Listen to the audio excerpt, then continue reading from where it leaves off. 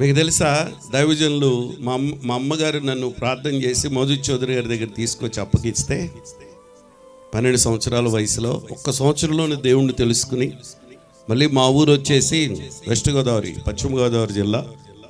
ఇదే కులాల వరకు వస్తే కమ్మ కులం, ఆ కులంలోంచి పుట్టుకొచ్చాం. కానీ ఇప్పుడు కులాలతో నిమిత్తం లేదు మాకు. ఎప్పుడైతే అలా వచ్చానో ప్రభువుని తెలుసుకున్నాను. నేను రక్షణ పొంది మా గ్రామానికి వచ్చి అప్పుడు ఇంకా నత్తే మాటలు వచ్చేవి కాదు. కానీ తర్వాత దేవుడు నన్ను సేవకు పిలిచిన తర్వాత దేవుడు మొత్తం మార్చేశాడు. పేరు వెంకటేశ్వర అనే పేరల్లా విశ్వప్రసాద్ అని మార్చేశారు. అలా మోజు చౌదరి గారికి అబ్బాయి పుడితే పెట్టాలనుకున్నటువంటి పేరు అందరూ 4 అమ్మాయిలే పుట్టారు. దాంట్లో 3వ అమ్మాయిని నేను చేసుకున్నాను, మధులత గారు. వస్తారు, మీ మధ్యలోకి వస్తారు ఒకరోజు. మోజు చౌదరి గారు వస్తారు, మధులత గారు వస్తారు, విశ్వప్రసాద్ వచ్చాడు. అలాగే విశ్వప్రసాద్ గారు అబ్బాయి కూడా భానుచంద్ కూడా వస్తాడు. ఆమె అదే అన్నారు, ఇంత కుటుంబం అంతా దేవుని సేవలో ఉంటే నాకు ఆళ్ళు వేళ్ళు ఎందుకు, అసలు మీరు వచ్చేసేయండి అన్నారు. అనగానే ఇంకా ప్రాణం నాకు లేసి వచ్చింది అండి. డేట్ ఇచ్చేసాం, కానీ ఇంత లేట్ మీటింగ్లు చేయట్లేదు. ఈ మధ్యన 43 సంవత్సరాల నుంచి సేవలో ఉన్నాం. 43 years. 16 సంవత్సరాలు మోజు చౌదరి గారితో చేసి వారు హైదరాబాద్ వెళితే 28 సంవత్సరాల నుంచి విజయవాడ సమాజాన్ని మేము ఆరంభిస్తూ ఉన్నాం. ఇక్కడ స్లాబ్ వేయాలి, మందిరం కట్టాలని పాస్టర్ గారు ఎలా చెప్తున్నారో, విజయవాడలో నాకు ఇప్పుడు ఒక 5 ఎకరాలు ఉంది. ఓల్డేజ్ హోమ్కి, చిల్డ్రన్ హోమ్కి, బైబిల్ స్కూల్కి, వీటన్నిటికీ. కానీ ఇంకో 10 ఎకరాలు అడుగుతున్నాను. ఎందుకు? దేవుని మందిరం కట్టడానికి. ఇప్పుడు ఉన్న మందిరం పెద్దదే, 4 ఆరాధనలు జరుగుతాయి, 10 చుట్టూ సంఘాలు ఉంటాయి, వేల సంఘం అయిపోయింది. దేవుడు దీవిస్తూ ఉన్నాడు.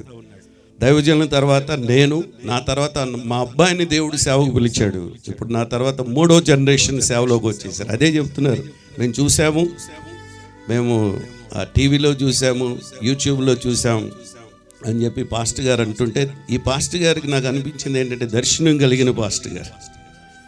దర్శనం ఎప్పుడైతే ఉంటుందో అది ఎప్పుడూ ఆరిపోదు, అది కొనసాగుతూ ఉంటుంది. మీకు కొన్ని విషయాలు చెప్తా అక్కడక్కడ. అబ్రహాముది విశ్వాసం కదా, అబ్రహాముది ఏంటి? విశ్వాసం. అబ్రహాము దేనికి గొప్పవాడు? విశ్వాసమునకే గొప్పవాడు. అటువంటి అబ్రహాము విశ్వాసం, అబ్రహాము వాగ్దానం దేవుడు చేసినప్పటికీ అబ్రహాము శారాలు ఇద్దరు చిన్న తప్పు చేశారు. దేవుడు వాళ్ళకు వాగ్దానం చేశాడు, బిడ్డను ఇస్తానని. కానీ వాళ్ళు ఏం చేశారు? శారమ్మ కొంచెం తప్పు చేసింది. ఎందుకంటే ఆల్రెడీ దేవుడే చెప్పాడు. ఏమన్నాడు? శారా మాట వినమని. అన్నీ దేవుడే చేస్తాడు. చివరికి తిప్పలు తెచ్చింది, సృష్టించింది దేవుడే, మనల్ని ఇలా నడిపించేది దేవుడే. కానీ అబ్రహాము మాట వినమన్నానంటే, నువ్వు అబ్రహాముకి ఇటువంటి సలహా ఇమ్మని చెప్పాడు దేవుడు? లేదు కదా. అబ్రహాము ఏమన్నాడు? శారా మాట వినమన్నాడు. వినమంటే ప్రతిదీ వినేయటమేనా? ప్రతిదీ వినేయటమేనా? వినమన్నాడని చెప్పి హాగరు దగ్గరికి వెళితే నీకు బిడ్డలు పుడతారు, నాకు పిల్లలు లేరు. అందుకని ఇక్కడ చూడండి, చాలా ప్రాముఖ్యమైన మాట. ఆ వాగ్దానం కొరకు మీరు కనిపెట్టాలి. వాగ్దానం కొరకు కనిపెట్టకపోతే ఈ రోజున ఇజ్రాయేలు, ఇరాను యుద్ధాలు, గ్యాస్ ప్రాబ్లమ్స్ ఇవన్నీ చుట్టుకొచ్చి దీని అంతటికీ కారణం వల్ల ఎవరో అక్కడికి వెళ్ళిపోతుంది. ఎక్కడికి? శారమ్మ అబ్రహాము దగ్గరికి వెళ్ళిపోతుంది. అయినా సరే పాపం వాళ్ళు విని ఇష్మాయేలు పుట్టినప్పటికీ కూడా ఇక్కడ 2వ మాట ఉంది. అబ్రహాము ఎంత విశ్వాసం ఉందో ఆ విశ్వాసమును, ఆ వాగ్దానమును వాళ్ళు నెరవేర్చకపోయినప్పటికీ దేవుడు వాగ్దానం కొరకు కనిపెట్టకుండా ఇష్మాయేలుకి సంతానం హాగరు ద్వారా కలిగించినప్పటికీ అదే శారమ్మ లేవంది. నవ్వాడని చెప్పి ఇస్సాకు పుట్టినప్పుడు నవ్వారని చెప్పి వాళ్ళిద్దరిని పంపించేయమంది. ఎడారిలో పంపించేస్తే హాగరును విడిచిపెట్టాడు దేవుడు? విడిచిపెట్టలే. అప్పుడే ఉంటుంది బైబిల్లో, ఈ దేవుడు ఏ దేవుడు అని, చూచుచున్న దేవుడు. పక్క వాళ్ళతో చెప్పండి, ఈ దేవుడు చూచుచున్న దేవుడు, మనం చూస్తున్న దేవుడు. ఆమేన్. బాగుంది కదా ఇది. ఎప్పుడైతే ఆ విధంగా వాళ్ళిద్దరిని విడిచిపెట్టిన దేవుడు వాళ్ళని విడిచిపెట్టలే, వాళ్ళకి సహాయం చేస్తూ వచ్చాడు. వాళ్ళను దీవించాడు, వాళ్ళని దీవిస్తానన్నాడు. అబ్రహామును దీవించిన దేవుడు ఇస్సాకును దీవించిన దేవుడు ఇష్మాయేల్ని దీవించాడు. అబ్రహామును దీవించిన దేవుడు లోతును దీవించాడు. దేవుడు ఎప్పుడు తేడా చేయడు. మనం ఆజ్ఞలు వాగ్దానాల కొరకు ఆజ్ఞను మేరకూడదు, వాగ్దానం కొరకు కనిపెట్టాలి. ఈరోజు 2 మాటలు పట్టుకెళ్ళండి చాలు మీరు. అక్కడ అదే అంతే. మొదట ఆరంభంలో అవ్వమ్మ గారు అలాగే ఆదాము గారు చేసిన పని అదే.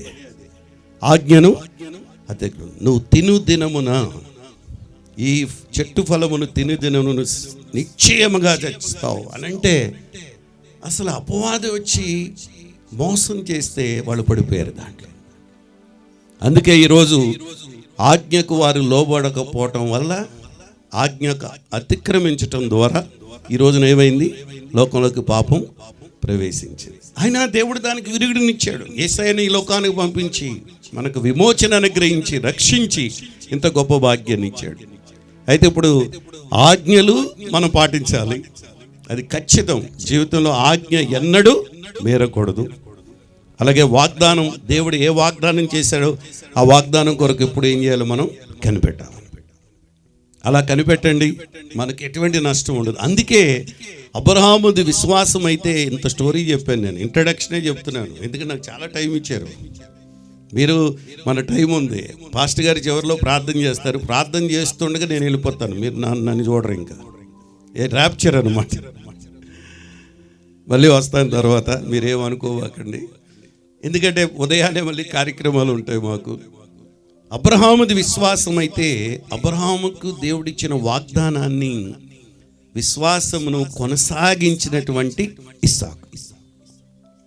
ఇష్మాయేలు కూడా అలా చేస్తుంటే, ఆగరు ఇష్మాయేలు సంతతి కూడా అలా వినుంటే, ఇస్సాకు ఎంత విధేయత చూపించాడో అంత విధేయత ఇష్మాయేలు సంతతి కూడా చూపించి ఉంటే ఈ రోజున ఇది ఉండేది కాదు. అపవాదము ఒక రకమైనటువంటి ప్రజలను మనోనేత్రాలు గుడ్డితనం కలుగజేశాడు. ఇటువైపేమో ఒక రకమైనటువంటి జాతిని, ఒక రకమైన ప్రజలను ఏం చేశాడు, గుడితనం కలుగజేశాడు.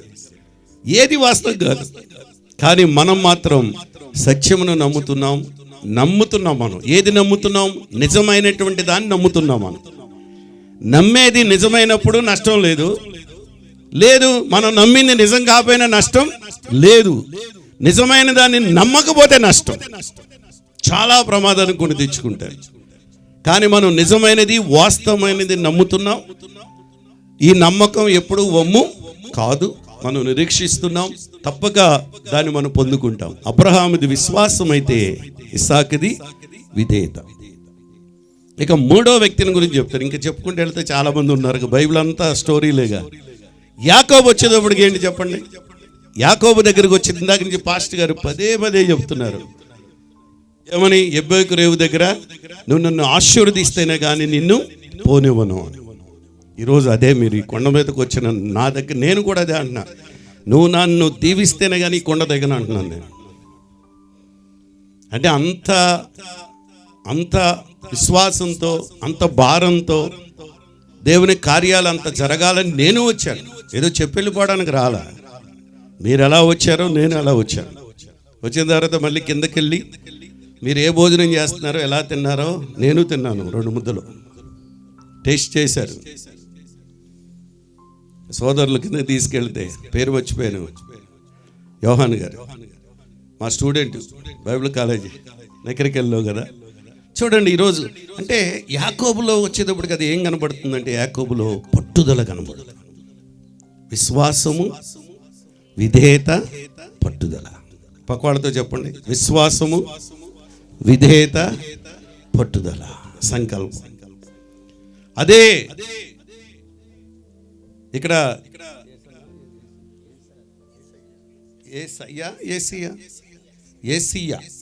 ఏసీ గారి యొక్క విశ్వాసం ఆ తర్వాత ఎవరిలోకి వచ్చింది, తర్వాత విధేయత ఎవరిలోకి వచ్చింది, ఇస్సాకులోకి వచ్చినట్లుగా యోసేపు గారిలోకి వచ్చింది. ఆమేన్. గట్టిగా చప్పట్లు కొట్టండి మీ పాస్టర్ గారి గురించి చెప్పినప్పుడు కదా. అంతే కదా, అక్కడ విశ్వాసం అయితే ఇక్కడ విధేయత. ఇప్పుడు వచ్చేది ఎవరు, తర్వాత జనరేషన్ అంతా ఎవరు రాబోతున్నారు, పట్టుదల కలిగిన వాళ్ళు రాబోతున్నారు. ఆమేన్. అది అది తరతరములు దేవుడు తన సేవను అలా జరిగిస్తాడు. అందుకే నేను ఆరని ప్రేమేదని పాడాను. ఇది ఆరిపోయేది కాదు. మీలో ఉన్న విశ్వాసం, మీలో ఉన్న భక్తి నిరంతరము కొనసాగుతుంది. దేవుడు దాన్ని దీవించి ఆశీర్వదిస్తాడని నేను ఎంతగానో మీ అందరికీ మనవి చేస్తూ ఉన్నాను. దేవుడు చేసే కార్యాలు, కొండల గురించి 7 కొండలు అన్నాను కదా. 7 కొండల గురించి ఎలా చెప్పాలి? దానిలో ఉన్నటువంటి భాగంలో మీరు చూస్తే నేనేమో పొడవుగా ఉన్నాను, మీరు అందరూ కూర్చున్నారు. నాకు పొడవు ఇది లేదు, ఎత్తు లేదు, అయినప్పటికీ ట్రై చేస్తాను దీంట్లో. ఈ కొండల గురించి 7 కొండలు చూస్తే అవి ఏమిటంటే, ఒకటి మొదటిది మత్తయి సువార్త 4:8 అంటాడు, మరలా అపవాది మిగులు ఎత్తైన ఒక కొండ మీదకి ఆయన తోడుకుని పోయి ఈ లోకరాజ్యములన్నిటినీ వాటి మహిమను ఆయనకు చూపి అంటాడు అక్కడ. అంటే ఈ కొండ ఏ కొండ అంటే టెంప్టేషన్ మౌంట్ అన్నారు, శోధనల కొండ. శోధన కొండ ఇది ఇజ్రాయెల్ దేశంలో ఉంది. నేను 10 సార్లు వెళ్ళాం. మన విశ్వాసాలు తీసుకుని 45 మంది 50 మందిని తీసుకుని వెళ్ళి ఆ కొండ దగ్గరికి వెళ్ళాం. ఎన్నోసార్లు వెళ్ళి చూపిస్తూ ఉంటాం వాటిని. ఇది శోధనల పర్వతం, శోధనల కొండ. ఆ శోధనల కొండ దగ్గర తీసుకువెళ్ళి అపవాది ఏం చేశాడో మీకు తెలుసు, శోధించాడు. ఏ విధంగా శోధించాడు చూసండి. మళ్ళీ అదే అపవాది మొదటి నుంచి వాడి పని అదే, శోధించడం, ప్రలోభ పెట్టడం, మభ్య పెట్టడం, మోసం చేయటం, అబద్ధం ఆడటం, పక్కదోవ పట్టించడం.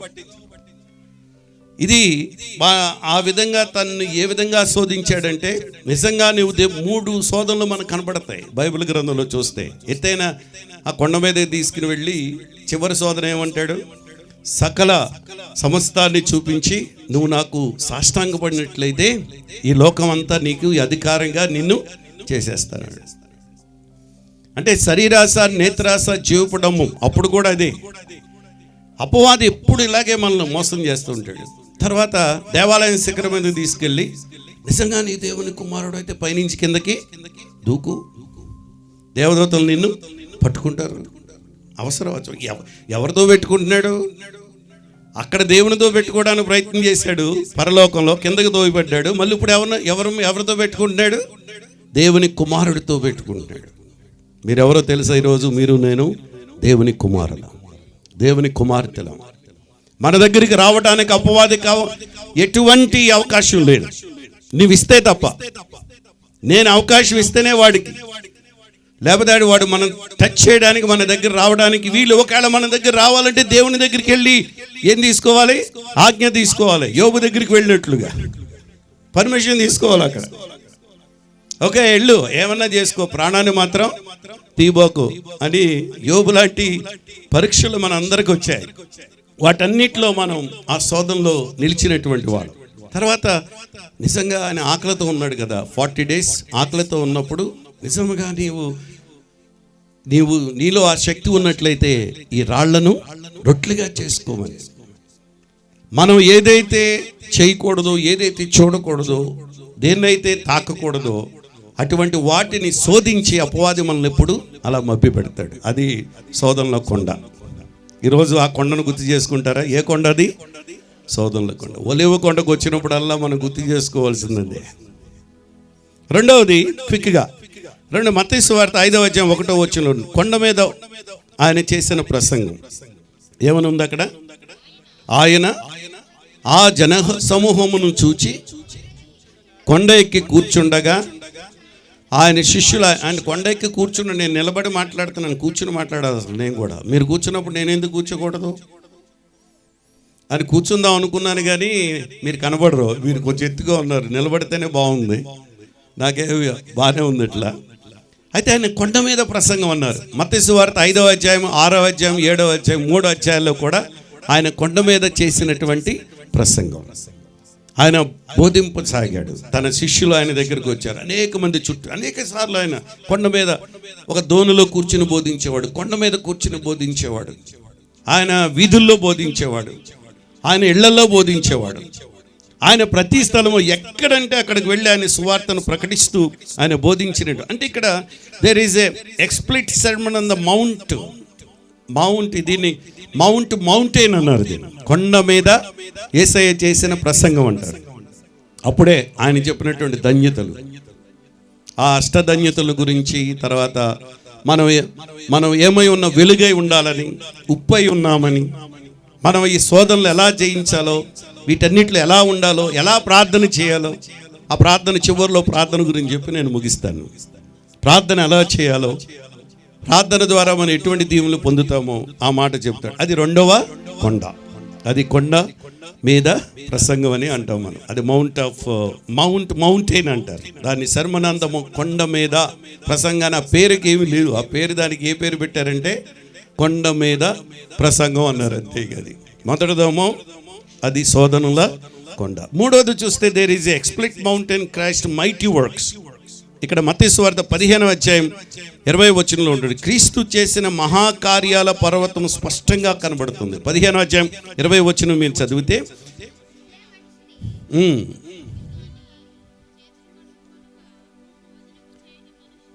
ఇక్కడ ఇది మహాకార్యాల పర్వతం అన్నారు. దేవుని అంటే మనము ఏ విధంగా పవిత్రంగా ఎలా ఉండాలో, పరిశుద్ధంగా ఎలా ఉండాలో, నేను ఊరినే 7 కొండలు చెప్పేసి మనం వాక్యంలోకి వెళ్ళిపోదాం. అది ఈ మూడవది. నాలుగవది చూస్తే దీన్ని ఇదే కొండ అంటే మత్తయి సువార్త 24వ అధ్యాయం 3వ వచనం. ఆ కొండకి ఈ కొండ పేరే పెట్టారు. ఏమన్నారు అక్కడ? ఆయన ఒలీవల కొండ మీదకి వచ్చినప్పుడు అక్కడ ఆ మాటకు యేసు తన శిష్యులు రాబోయే విషయాల గురించి తెలియజేసిన ఒలీవల కొండ.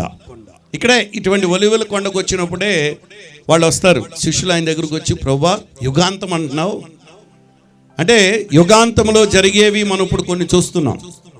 కరువులు వస్తాయి, అదేవిధంగా రోగాలు వస్తాయి, యుద్ధాలు వస్తాయి, అలాగే భూకంపాలు వస్తాయి, సునామీలు వస్తాయి. ఇవన్నీ కూడా ఆయన చెప్పినటువంటి వాటిలో ఒలీవల కొండను గురించి మనకు ఎన్నో కొండ? ఇది 4వ కొండ. అలాగే 5వ కొండ మత్తయి సువార్త 17వ అధ్యాయం 1వ వచనం చూస్తే ఇది ట్రాన్స్ఫిగరేషన్ అనమాట, రూపాంతరపు కొండ. ఈ కొండ అనమాట. పేతురు, యాకోబు, యోహానులను తీసుకుని ఆయన ఇప్పుడు నేను చెప్తున్న ఈ కొండలన్నీ మేము వెళ్ళాం, ఈ కొండలన్నీ ఎక్కాం. ఈ ఒలీవల కొండ ఎక్కలేదు ఇక్కడ, అందుకని ఇది ఎక్కిచ్చారు మీరందరూ కలిసి నన్ను ఈరోజు.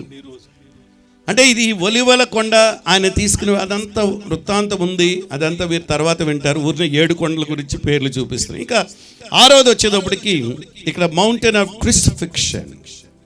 మత్తయి సువార్త, ఇవన్నీ మత్తయి సువార్తలో ఉన్న 7 కొండలు. మనకి ఉన్నాయి కదా 7 కొండలు, అందుకే నాకు ఆ పేరు పెట్టారు వెంకటేశ్వరరావు అని. ఆ రోజుల్లో చిన్నప్పుడు నన్ను తీసుకెళ్లారంట. ఆ తర్వాత నేను వెళ్ళాను కావాలని. కానీ నేను ఇప్పుడు మైక్లో ఎవరైనా వింటున్నారేమో నాకు తెలియదు, కానీ ఆ రోజు హిందూపురం, కర్నూలు ఇటే ఈరోటే వినుకొండ మేయించే వెళ్ళిన రోజులు, కొండల మధ్యలో ఉంచి ఆ రోజులు వెళ్ళి హిందూపురంలో మాకు సేవ ఉంది. కర్నూలు ప్రాంతాలన్నీ వెళ్ళినప్పుడు తిరిగి వస్తా తిరుపతి వెళ్ళాము. మేము వెళ్ళి అసలు మొత్తం చూసాం పెద్ద అయినాక. ఆ రోజుల్లో కానీ అన్యమత ఆచారాలు, బైబిల్ పట్టుకెళ్ళకూడదు, ఇటువంటి వాళ్ళు రాకూడదని ఒకవేళ చెక్ చేసి ఉంటే మా వ్యాను మమ్మల్ని జైల్లో వేసేవారే. మా బైబిల్ బండి నిండా బైబిళ్ళు ఉన్నాయి, బ్యాగులు ఉన్నాయి. బైబిల్ అంటే ఇచ్చే బైబిల్ కాదు, ఈ బ్యాగులు అవి ఉన్నాయి. కాబట్టి వీళ్ళు ఇక్కడికి వచ్చి ఏం చేస్తున్నారు, మత ప్రచారం చేస్తున్నారని అనేవారు. ఇప్పుడు వచ్చిన రూల్స్ అప్పుడు లేవు. అప్పుడు వెళ్ళిపోయాం. వెళ్ళి లోపలికి వెళ్ళి ఏం జరుగుతుందో అంత వీడియో కూడా చేశాను. మీరు విషయం చెప్పమంటారా? వీడియో చేసిన వీడియో మళ్ళీ ఇప్పుడు కూడా లేదు నా దగ్గర. అది ఏమైపోయిందో తెలియదు. ఆయన పోగొట్టాడు, తీసిన ఆయన మంచి పని చేశాడు అనుకున్నాను. ఉన్న దగ్గర నుంచి చూపిస్తాం కదా ఆడేళ్ళకి. అందుకని ఇక్కడ ఇది ఎవరిని విమర్శించేది కాదు. ఇది కల్వరి, మన కొండ చూస్తే ఇక్కడ there is implicit mountain the crucifixion, Golgotha, Calvary కొండ. ఈరోజు మనం కల్వరి కొండను కూడా మనం జ్ఞాపకం చేసుకోవాలి. 27:33 ఏమంటున్నాడు? శిలువ మరణానికి సంబంధించిన పర్వతం గొల్గొతా, లేకపోతే కల్వరి కొండ.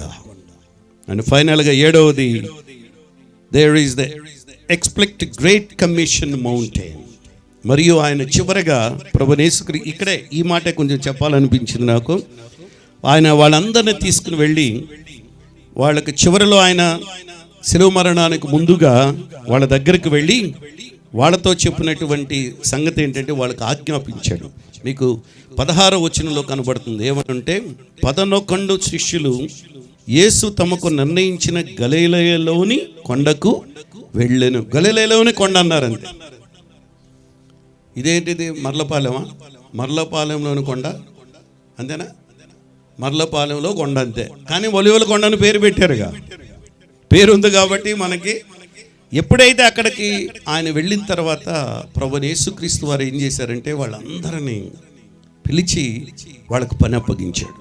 ఏమని ఏ పని అప్పగించాడు? అక్కడ మీరు చూస్తే ఎన్నో వచనం అంటే మీకు అక్కడ 17వ వచనం మీకు కనపడుతుంది. 28-17లో వారు ఆయనను చూచి ఆయనకు మొక్కిరి గాని కొందరు సందేహించిరి. ఈరోజు దేవుని సన్నిధికి వస్తున్నటువంటి మనం ఆయన ఆరాధిస్తున్నాం.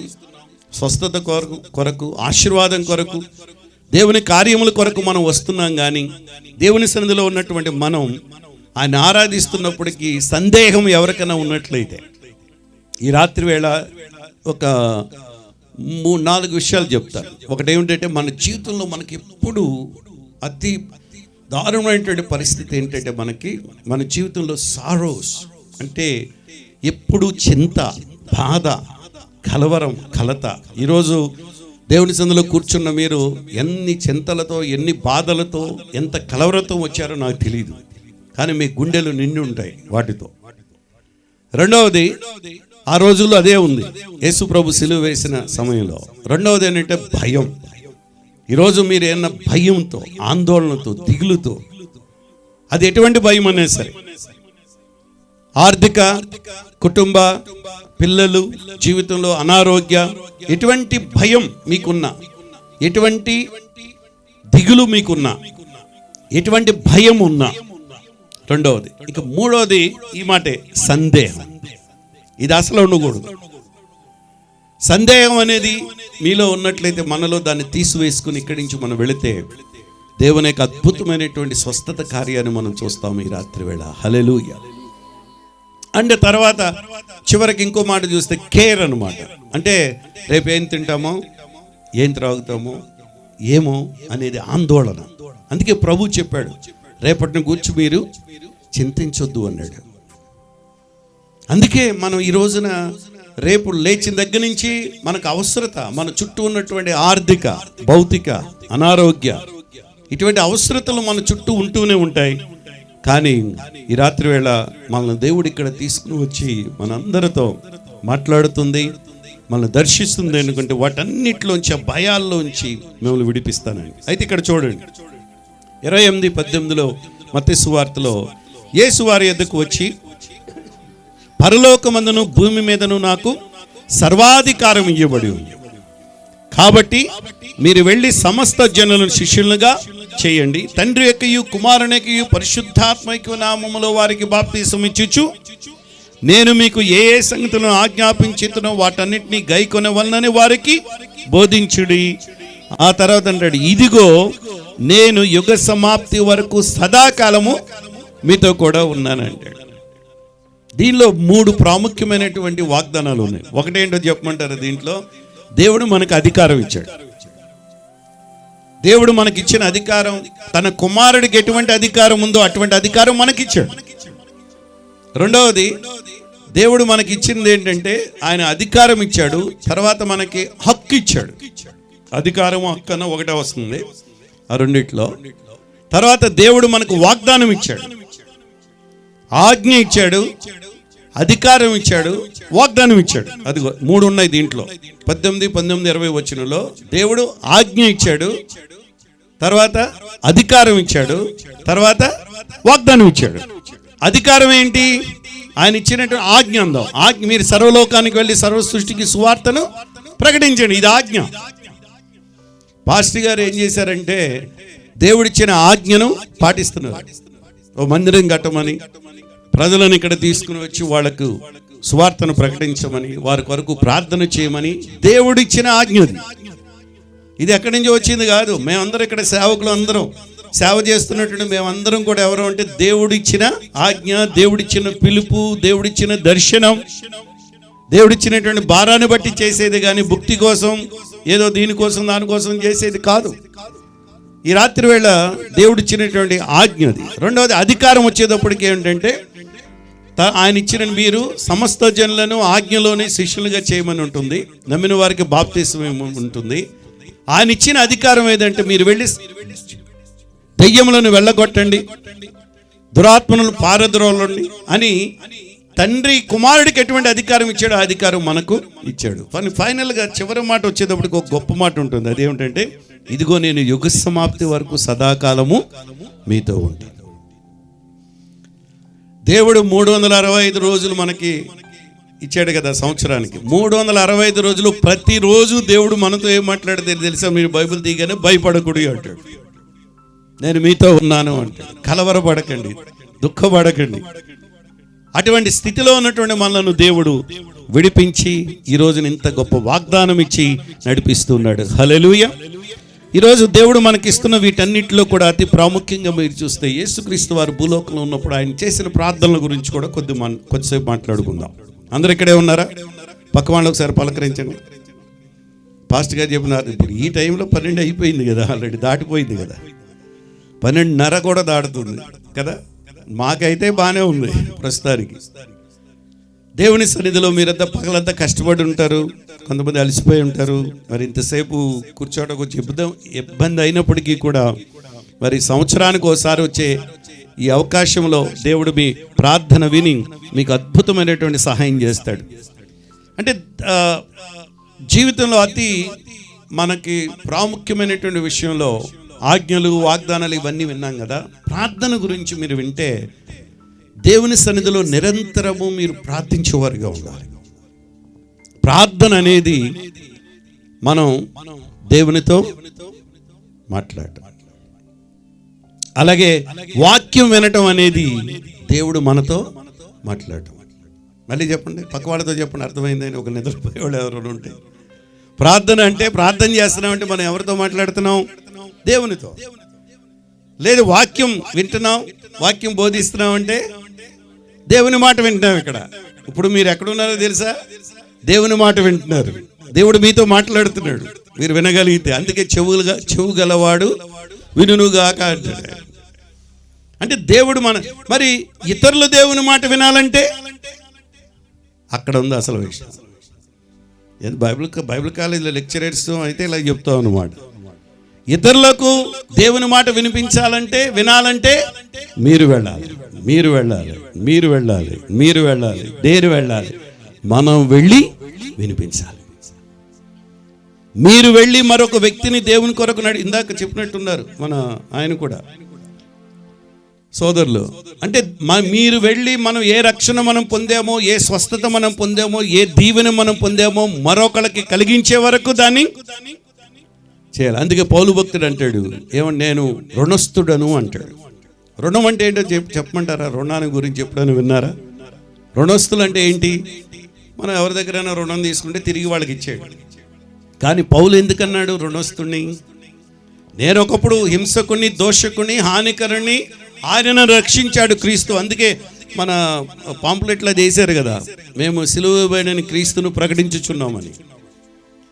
అక్కడ వచ్చేటప్పటికి దేవుడు మనతో మాట్లాడుతున్నటువంటి దాంట్లో ఆ వాక్యంలోకి వచ్చేటప్పటికి ఎలా ఉంటుందంటే, మనము దేవుని సన్నిధికి ఆ రుణం ఎలా తీరుతుందని ఆయనను రక్షించాడు, నేను మరొకరిని రక్షించే వరకు నేను రుణస్తుని. దానికి ఇంకా మీకు అర్థం కావాలంటే ఈ మిడ్ నైట్లో మీకు పోస్ట్ మ్యాన్ గురించి ఉంది. ఉత్తరం రాశారు మీరు. ఉత్తరం రాసిన తర్వాత ఉత్తరం తీసుకెళ్ళి ఎక్కడ వేస్తారు? పోస్ట్ ఆఫీస్లో వేస్తారు. ఇప్పుడు ఎక్కడ ఉన్నాయి? పోస్ట్ ఆఫీస్ చెన్నై అయిపోయినాయి, అన్నీ డైరెక్ట్ అయిపోతున్నాయి. అది పోస్ట్ ఆఫీస్లో వేసేసిన తర్వాత ఇక మన పని అయిపోయింది. పోస్ట్ మ్యాన్ యొక్క పని ఏంటో చెప్పమంటారా? ఆ ఉత్తరాన్ని ఎక్కడికి ఇవ్వాలి? మనం ఎవరికైతే రాసామో కదా, మనం టు కదా, వాళ్ళకి ఎక్కడికి వెళ్ళాలో అక్కడికి ఆ ఉత్తరము చేర్చే వరకు ఆ పోస్ట్ మ్యాన్ ఎవరో తెలుసా? రుణస్తుడు. అందుకని రక్షింపబడిన మీరు మరొకరు రక్షించే వరకు రుణస్తులే. మీరు ఆశీర్వాదం పొందిన మీరు మరొక మందికి ఆశీర్వాదకరంగా ఉండాలి. అందుకే ఈ రాత్రి వేళ మనం ఇక్కడ చూస్తే ప్రభువారు భూలోకంలో ఉన్నప్పుడు ఆయన ప్రార్థన గురించి ఆయన రాస్తూ లూకాసు వార్త 5వ అధ్యాయం 16వ వచనం చూడండి అందరం కలిసి. ఆయన వాడుక చెప్పు, ఆయన ప్రార్థన చేయుటకు అరణ్యములోనికి వెళ్ళుచుండెను అంటాడు. ఆ దినము యందు ఆయన ప్రార్థన చేయుటకు కొండకు వెళ్ళి దేవుని ప్రార్థించుట యందు రాత్రి గడిపెను అని ఉంటుంది అక్కడ. అంటే ఇక్కడ ఆయన ఆల్ నైట్ ప్రేయర్ గురించి చెప్పలా. ఇది మనకు ఆల్ నైట్ ప్రేయర్ అంటున్నాం కానీ మనం అనుకుని వచ్చాము ఇక్కడికి. కానీ ప్రభు చూస్తే ఇక్కడ ప్రార్థన చేయుటకు అరణ్యంలోనికి వెళ్ళుచుండెను. తర్వాత 12వ వచనంలో 6:12 లూకాసు వార్త 6:12 ఆ దినముల యందు ఆయన ప్రార్థన చేయుటకు కొండకు వెళ్ళి అంటాడు. అదిగో మీరు ఎందుకు వచ్చారేమో ఇక్కడికి? మనం ప్రార్థన చేయడానికి, పాటలు పాడటానికి, దేవుని సన్నిధిలో. అదిగో ఇది ఎంత ప్రాముఖ్యమైందంటే అని ఆయన వెళ్ళాడు. కానీ వెళ్ళిన తర్వాత ప్రార్థన చేయుట కొండకు వెళ్ళి దేవుని ప్రార్థించడం యందు రాత్రి గడిపి. అంటే ప్రార్థన కానీ వెళ్తే ఆ ప్రార్థన ఏమైంది? రాత్రంతా నడిపించేసింది. దేవునికి స్తోత్రం కలుగునుగా. అది అటువంటి ఉజ్జీవం, అటువంటి రివైవల్ ఈ మందిరం అయిపోయిన తర్వాత రాబోతుంది ఇక్కడ. ఆమేన్. ఇక వెళ్ళరు, వెళ్ళే పని లేదనమాట. నాకు వెళ్ళాలని లేదు, వెళ్ళాలి కాబట్టి వెళ్ళాలంతే. అంటే దేవుని సన్నిధిలో మీరు ఇంట్లో కూర్చుంటే వాక్యం చదువుతున్నా, పాటలు పాడుతున్నా, ప్రార్థన చేస్తున్నా మిమ్మల్ని అది నడిపించేదిగా ఉండాలి. ఏదో స్తోత్రం, హల్లెలూయా, ఆమేన్, దేవా నీకు స్తోత్రం, మాకు ఆత్రం అని అంటాం కాకుండా ప్రార్థన చేసేటప్పుడు మరి ఏమంటే దేవా నీకు స్తోత్రం, మాకు ఆత్రం అంటే ఆకలి. దేవుని సన్నిధిలో మనం అటువంటి ప్రార్థన మనం చేయాలి. అందుకని ప్రభువారు జీసస్ ప్రేడ్ ఆఫెన్. యేసు ఏం చేశాడంటే తరచుగా ప్రార్థన చేశాడు. ఈ మాట చెప్పండి, అందుకు తరచుగా, అప్పుడప్పుడు కాదు, ఎప్పుడూ ప్రార్థన. ఆయన వచ్చిన పని 33.5 సంవత్సరాల్లో 3.5 సంవత్సరాల్లో ప్రభు చేసింది అదే. ఏదో గుర్తొచ్చినప్పుడు సంవత్సరానికి ఒకసారి, నెలకు ఒకసారి కాదు, తరచుగా మనం ప్రార్థించాలి. యేసు ప్రార్థనలు మరి ఏ ఇతర సువార్తలు రచనల కన్నా ఎక్కువగా యేసు జీవితంలో పరిచర్యలో ప్రార్థనా స్థానాన్ని డాక్టర్ లూకా రాశాడు అనమాట దీంట్లో ఈ మాటల్ని. అందుకని యోర్దాను వద్ద పరిశుద్ధాత్మ యేసు పైకి దిగి వచ్చినప్పుడు ఆయన ప్రార్థన చేశాడు.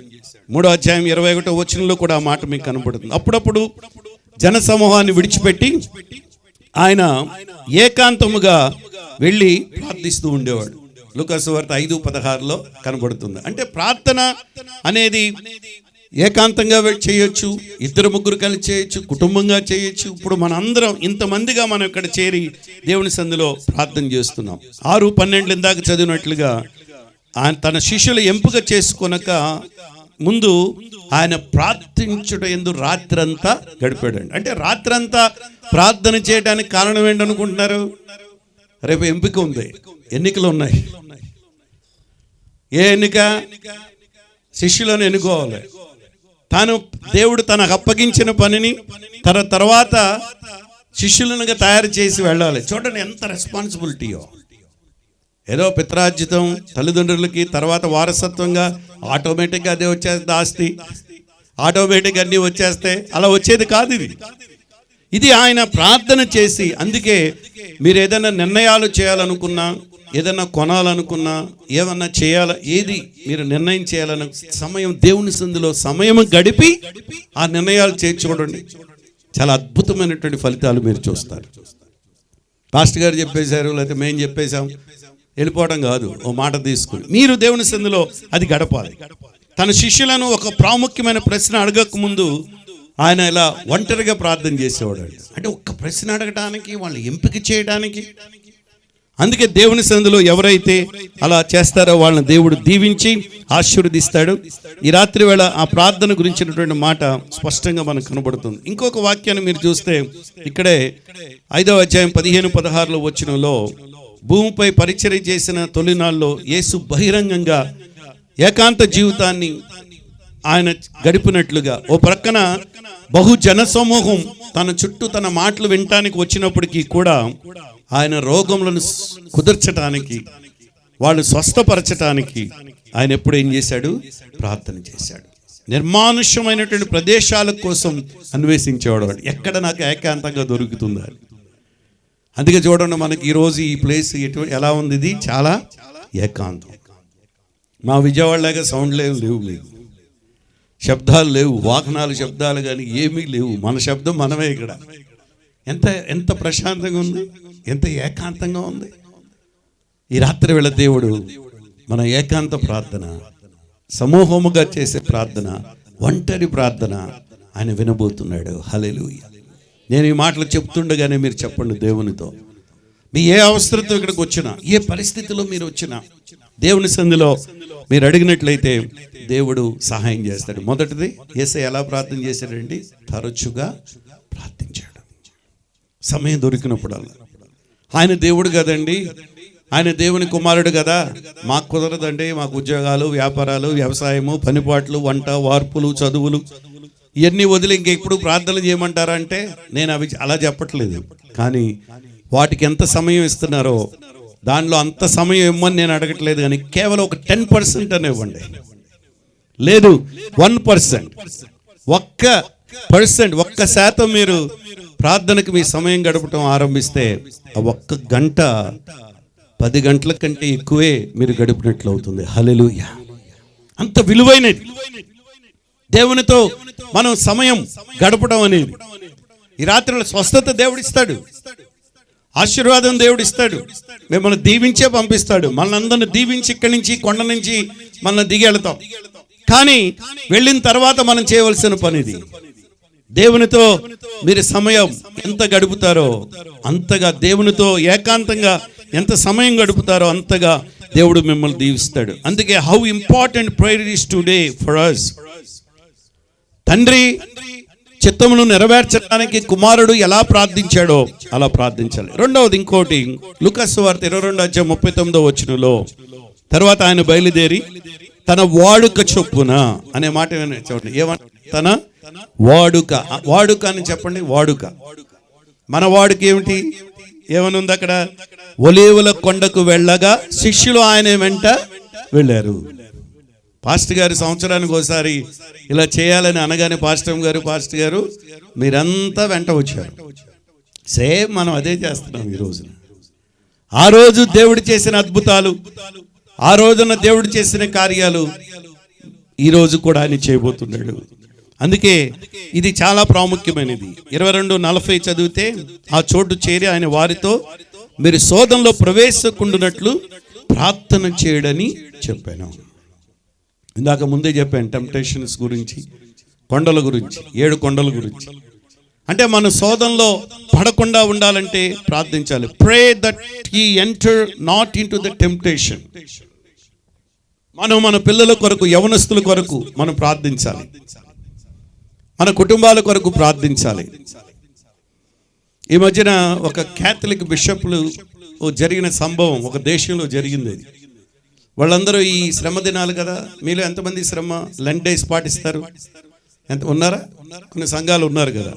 ఈ లెంట్ డేస్ శ్రమ దినాలు పాటిస్తూ వాళ్ళు ఏం చేశారంటే, యవనస్తులందరినీ తీసుకుని ఆ ఫాదర్స్ ఇద్దరు కలిసి, తండ్రి కొడుకులు ఫాదర్ ఇద్దరు కలిసి ఏం చేశారంటే ఒక పిక్నిక్ వెళ్ళారు. ఇలాగే అదేంటంటే సముద్రం పక్కకి ఒక వరవడి, బాగా అలల చేత బాగా ఉండే బీచ్ అటువంటి ప్రాంతానికి వెళ్ళారు.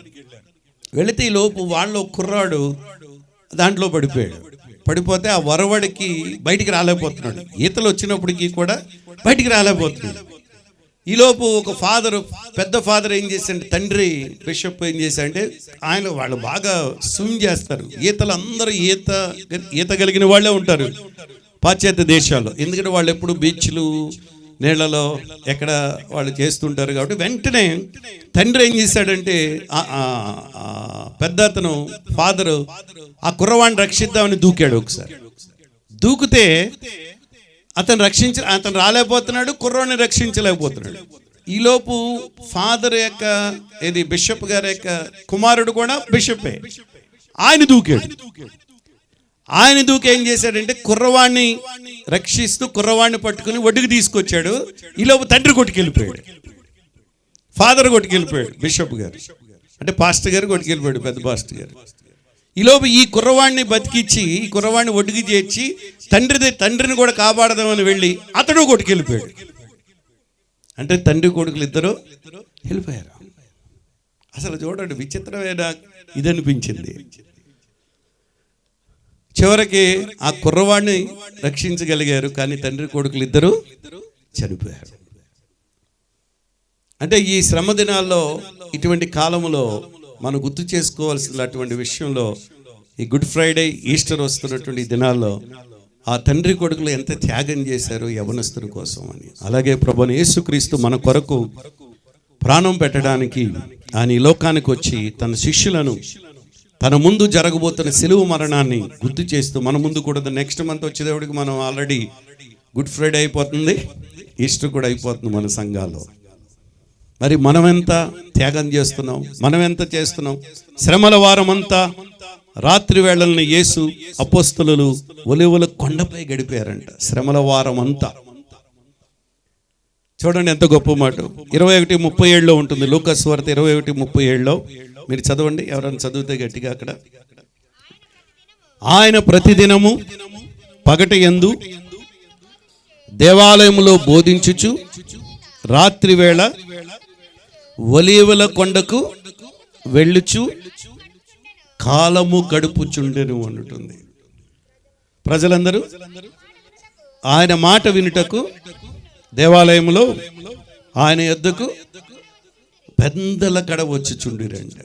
అదిగో ఈ రాత్రి మీ అందరికీ ఒక మాట చెప్తున్నాడు. ఏ సంఘం నుంచి వచ్చారో, ఏ సేవకుల ద్వారా మీరు వచ్చారో, మరి ఒలీవల కొండపై నుంచి మీరు తీసుకెళ్ళవలసిన వర్తమానం ఏంటంటే, పెద్దల కడ దేవుని సన్నిధికి వెళ్ళటం నేర్చుకోండి, దేవునితో సమయం గడపడం నేర్చుకోండి. ప్రార్థన, చాలా విషయాలు మాట్లాడుతున్నాను ఈ రాత్రి వేళ. నాకే చాలా బలంగా ఉంది, నాకెంతో ఆనందంగా ఉంది ఈ మాటలు చెప్పడం ద్వారా. ఈ సంఘటన జరిగిన ప్రదేశం ఒక తోట అని యోహాను భక్తుడు 18:1 యోహాను సువార్త 18:1 అంటాడు. ఇది ఒక తోట, ఒలీవల కొండను. అలాగే మత్తయి సువార్త 26:36 చివరికి ఈ ప్రదేశాన్ని గెత్సేమనే అని కూడా అన్నారు. చూడండి, అది గెత్సేమనే కావచ్చు, అదొక తోట కావచ్చు, అది ఒలీవల కొండ. ఆ ప్రదేశాలన్నీ మేము వెళుతున్నప్పుడు, ఇజ్రాయేల్ దేశం వెళ్ళి అన్ని చూస్తున్నప్పుడు మాకు ఎంత బలాన్ని ఇస్తుందో అవి చూస్తున్నప్పుడు. ఈ రాత్రి వేళ ఈ సందర్భంలో అపవాది చేత శోధింపబడకుండా ఉండడానికి, విశ్వాసములో విఫలమవ్వకుండా ఉండడానికి ప్రార్థనలో యేసు తీవ్రమైన హింసను ఎదుర్కొనే సమయంలో అవసరమైన బలం కోసం ప్రార్థనలో ఆయన గడిపాడు. ఎందుకు చెప్పంటారా? తండ్రితో సమయం గడపడానికి. తండ్రితో ఎంత సమయం మనం గడుపుతామో అంచేత ప్రార్థన అనేది మీకు ఏం కావాలి? ఈరోజు వాడుక కావాలి. మొదటిది ఏమిటంటే తరచుగా ప్రార్థించాడు, రెండవది వాడుక చొప్పున. ఏంటి పాస్టర్ గారు ఎక్కడ ఉంటారు? విశ్వప్రసాద్ గారు ఈ టైంలో ఎక్కడ ఉంటారు? లేకపోతే మన యేసూబ్ గారు ఎక్కడ ఉంటారు ఈ టైంలో అంటే, ఆ టైం వాళ్ళకి తెలిసిపోవాలి. ఆయన ప్రార్థనలో ఉంటారు, ఆయన పలానా సమయంలో ఇలా ఉంటారు, ఆయన ఇలా చేస్తారు అంటే ఒక సమయాన్ని మనం హెచ్చించుకోవటం ద్వారా దేవుని కార్యాలు మనం చూస్తాం. తర్వాత మూడవది, జీసస్ ప్రేయడ్ ఆల్ నైట్. లూకాసు వార్త 6:12 ఇందాక మనం చదివాం కదా, ఆ మాట ఆల్రెడీ నేను చెప్పాను దీంట్లో. అంటే రాత్రి అంతా ఆయన హృదయపూర్వకంగా ప్రార్థించుట గొప్ప ఫలితాలను మనకు అనుగ్రహిస్తుంది. దేవుని సందులో మనం ఎంతగా ప్రార్థిస్తామో అంతగా దేవుని కార్యాలు మనం చూస్తాం. అటువంటి ప్రార్థన మీరు ఎల్లప్పుడూ కలిగి ఉండాలని నేను మనవి చేస్తున్నాను. ప్రార్థించుట రాత్రంతా గడిపాడు అంటానికి దానికి కారణం ఏంటంటే 12 మంది శిష్యుల్ని ఇందాక చెప్పాను కదా, ఎన్నిక వాళ్ళని ఏర్పాటు చేయడానికి. ఏ ప్రాముఖ్యమైన కార్యాలు వచ్చినా ప్రాముఖ్యంగా మీరు మళ్ళీ చెప్తున్నాను, ప్రార్థనకని వచ్చి రాత్రంతా ప్రార్థనలో గడిపారు. మనం 1 గంటకి 2కి ముగించేస్తాం మనం, కానీ రాత్రంతా ప్రార్థనలో ఉండిపోయాడు. ఉదయాన్నే లేచి మళ్ళీ పెందల కడ లేచి ఆయన ఏం చేసేవాడు? ప్రార్థనలోంచి లేచి సువార్త ప్రకటించేవాడు. అటువంటి అహర్నిశం కష్టపడుతున్నటువంటి సేవకులు మన దేశంలో ఎంతోమంది ఉండబట్టి, మన ప్రాంతాల్లో ఉండబట్టి ఈ రోజున అనేక మంది ప్రభువుని అంగీకరిస్తున్నారు. అటువంటి సేవకులను బట్టి అందరూ ఒకసారి దేవుని స్తుతిద్దామా? హల్లెలూయా. అటువంటి విశ్వాసాలను బట్టి దేవునికి మహిమ కలుగును గాక. తర్వాత చివరికి వచ్చేటప్పుడు ఇంకోటి ఆయన చేసినటువంటి ప్రార్థనలో 9:18 లూకాసు వార్తలో అంటాడు, ఒకప్పుడు ఆయన ఒంటరిగా ప్రార్థన చేయించుండగా ఆయన శిష్యులు ఆయన వద్ద ఉండిరి. నేను ఎవడని జనసమూహములు చెప్పుకొనుచున్నారని వారిని అడుగగా. అంటే యేసు యొక్క వ్యక్తిత్వం, యేసు యొక్క ఆయన కార్యములు ఎంతో ప్రాముఖ్యమైనవి. మనం ఎంతగా దేవుని సన్నిధిలో మనం ప్రార్థిస్తామో దేవుని కార్యాలు అంతగా మనం చూస్తాం. లూకాసు వార్త 9:28 ఇంకో మాట ఉంటుంది. ఈ మాటలు చెప్పిన మొదలుకొని రమారమి 8 దినములైన తర్వాత ఆయన పేతురు యోహానులను వెంట పెట్టుకుని ప్రార్థన చేయుటకు కొండ ఎక్కెను అని మళ్ళీ మరొక చాట మనకు కనబడుతుంది. అంటే ఇది రూపాంతరపు కొండ. దేవుని సన్నిధిలో ఈ రాత్రి వేళ ప్రార్థన చేయడానికి వచ్చినటువంటి మనందరం దైవ సేవకులు మీ అందరి కొరకు ప్రార్థన చేస్తారు. దేవుని యొక్క కార్యాలు మన జీవితంలో తప్పక మనం చూస్తాం. నేను చిన్న సాక్ష్యం చెప్తాను. ఈ సమయంలో మా అమ్మగారు దేవుణ్ణి తెలుసుకున్న తర్వాత ఎప్పుడూ ప్రార్థన చేస్తూ ఉండే. మా అక్క, నాకు 2 చెల్లెళ్ళు. అటువంటి నేను రక్షణ పొందిన తర్వాత, సేవకుని అయిన తర్వాత నా కొరకు ప్రార్థన చేసినప్పుడు దేవుడు అమ్మతో మాట్లాడాడు. ఏమంటే, నీ కుమారుని నేను అనేక దేశాలు తీసుకుని వెళతాను, అనేక ప్రాంతాలు తీసుకుని వెళతాను అని అమ్మతో మాట్లాడటం.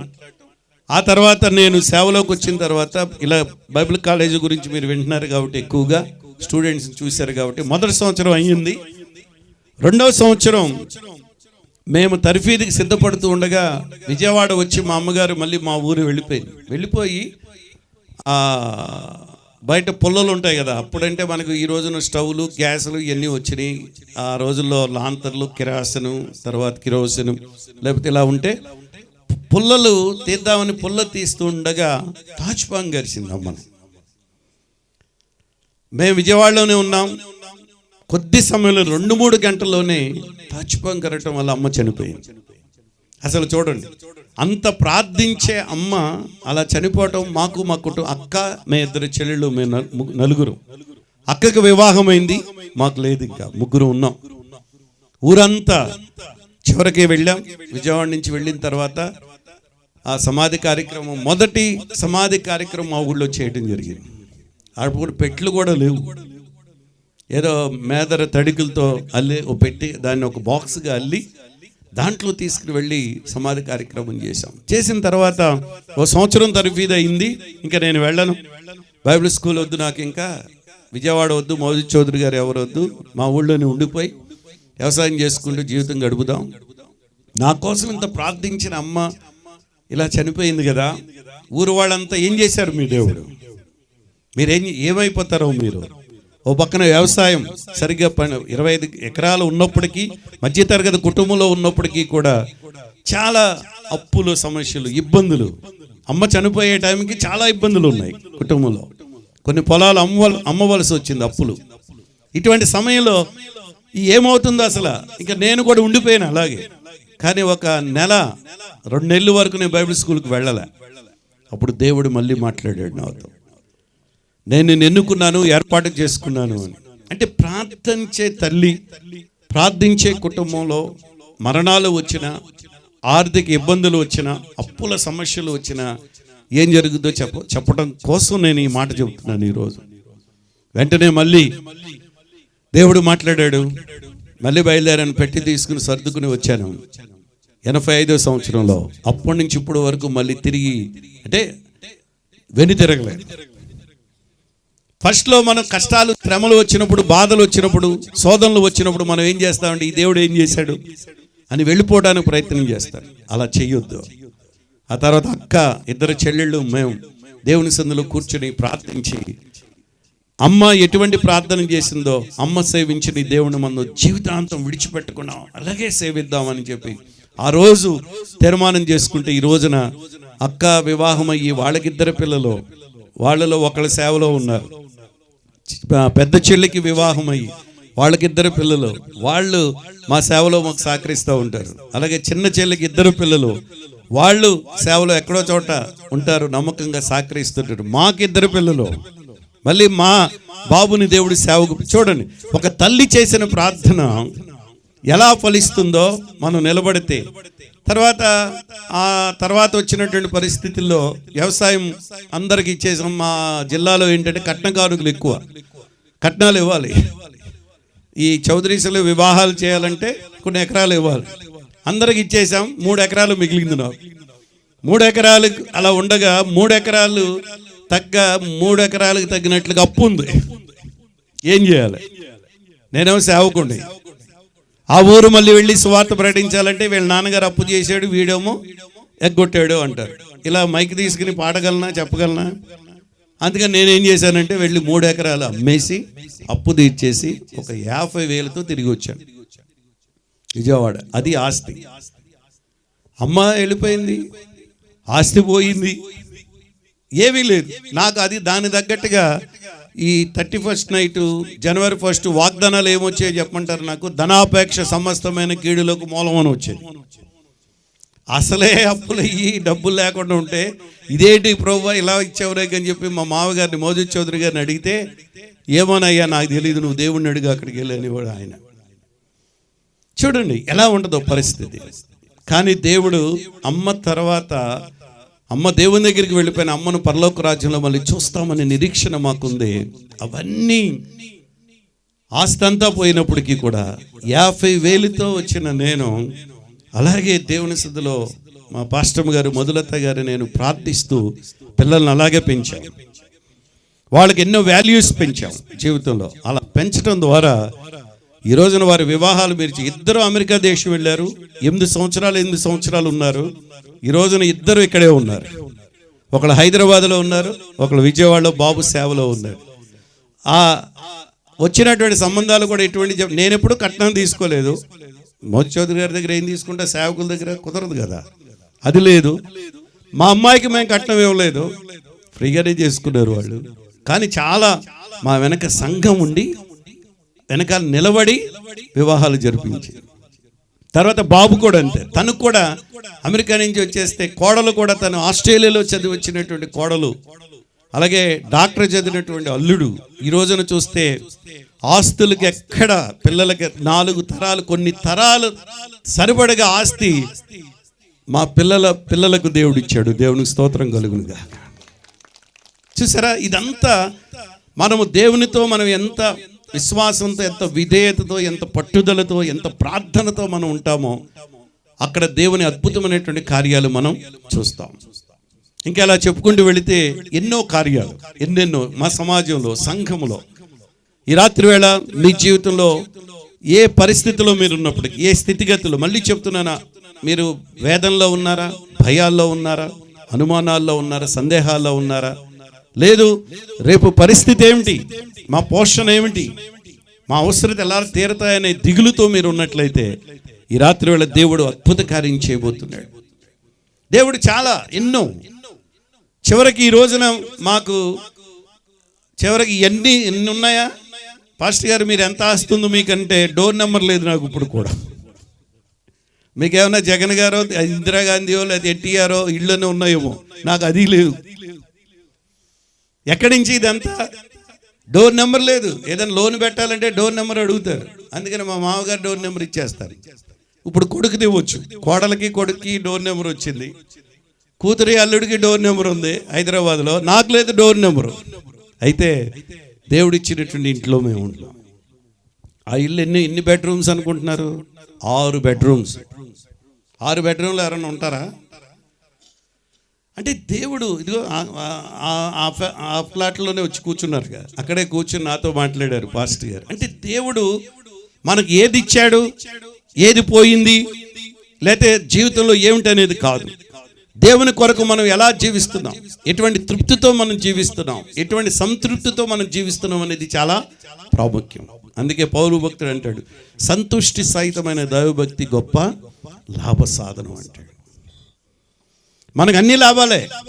ఇంకో విషయం చెప్పిన, మరణం కూడా లాభమే, మేలే, అన్ని మేలే.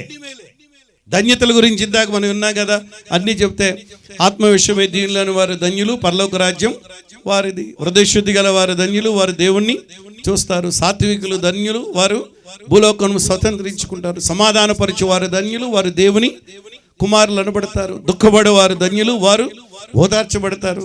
నీతి నిమిత్తం హింసింపబడు వారు ధన్యులు, పరలోక రాజ్యం వారిది. ఎన్నో, చివరికి అన్నీ ధన్యతే. ఆయన మందిరములో నివసించువారు ధన్యులు. అందుకే ప్రభునందు మృతునందున మృతులు ధన్యులే. జీవితంలో ఎప్పుడైనా సరే మీరు ఈ 3 గుర్తుపెట్టుకోండి. మనం ఎవరం, ఎక్కడి నుంచి వచ్చాం, మనం ఎందుకు ఈ లోకంలో జీవిస్తున్నాం, మనం ఎక్కడికి వెళ్ళబోతున్నాం. అసలు జీవితం అనేది అతి ప్రాముఖ్యమైనది ఏంటో చెప్పమంటారా? ఈ లోకంలో బ్రతకడం కోసమే మనం తినటం కోసం బ్రతుకుతున్నామా, బ్రతకడం కోసం తింటున్నామా? బ్రతకడం కోసం తింటున్నారు. అంటే ఈ లోకంలో కేవలము దీని కొరకే కాకుండా పరలోకంలో మనకు ఒక గొప్ప జీవితం ఉందని దాని కొరకు మనం జీవించాలి. అలా జీవించినప్పుడు దేవుని కార్యాలు మనం చూస్తాం. అందుకని ఈ రోజున చాలా సంతృప్తితో ఉంటాం, దేవుని మీద ఆధారపడుతూ దేవుని కార్యాల కొరకు ఎదురు చూస్తూ ఈ జీవితంలో మనకు లేని వాటిని కొన్నిసార్లు మనం చూస్తే ఉన్న వాటిని గురించి పొంగిపోకూడదు, లేని వాటిని గురించి కృంగిపోకూడదు జీవితంలో. ఇంకో విషయం చెప్పిన, సమయం, సామర్థ్యం, సొమ్ము. మీ సమయం దేవునికి ఎంత ఇస్తారో అదే మీకు మళ్ళీ ఇవ్వబడుతుంది. మీ తలాంతులు, మీ సామర్థ్యం దేవుని కొరకు ఎంత మీరు చేస్తారో అంత మీకు చేయబడుతుంది. అలాగే మీరు దేవుడు మీకు ఇచ్చిన సొమ్ములో నమ్మకంగా, కొంచెంలో నమ్మకంగా మీరు ఉండండి. మిమ్మల్ని అద్భుతంగా దేవుడు దీవించి ఆశీర్వదిస్తాడు. సీడ్ మీకు తెలుసా, ఈ విత్తనం ఎటువంటిదో తెలుసా? గ్రోయింగ్ సీడ్ అన్నమాట. ఇది ఫలించేది, అభివృద్ధి చెందే విత్తనం. ఇది యేసయ్య విత్తనం అభివృద్ధి చెందింది. ఒక విత్తనంగా ఆయన ఈ లోకంలో జన్మించినప్పటికీ, భూమి మీద మానవుడిగా ఆయన పుట్టినప్పటికీ కూడా ఆ విత్తనం ఏమైంది? మరణించినప్పటికీ మళ్ళీ ఏమైంది? మొలకెత్తింది. మూడో దినాన్ని తిరిగి లేచాడు. అలాగే మన జీవితంలో ఎన్ని కష్టాలు ఎన్ని వచ్చినప్పటికీ కూడా దేవుని మీద పూర్తిగా ఆధారపడదాం. మరి ఇంతటితో నేను ముగిస్తే సరిపోద్ది అనుకుంటున్నాను. దేవుని మాటలు వింటూ వచ్చాం. మరి ఒక పాట విందాం ఈ లోపుగా అందరం కలిసి. చెప్పారు ఇక నువ్వు కూడా లీనమైపోయావు దీంట్లో. ఎలోహీం అనే పాట వేయించగలవు త్వరగా. ఒక పాట ఈ మధ్యన క్రొత్త పాట ఒకటి వచ్చింది, ఆ పాట మనం విందాం. మరి దేవుడు రానున్న కాలంలో మిమ్మల్ని మరింతగా దీవించి ఆశీర్వదించాలని నేను ఎంతగానో కోరుతున్నాను. యేసయ్య చేసినట్లుగా మీరు చేయండి, దేవుడు మిమ్మల్ని దీవించి ఆశీర్వదిస్తాడు. దేవుని కార్యాలు మనం చూస్తాం మన జీవితంలో. హల్లెలూయా.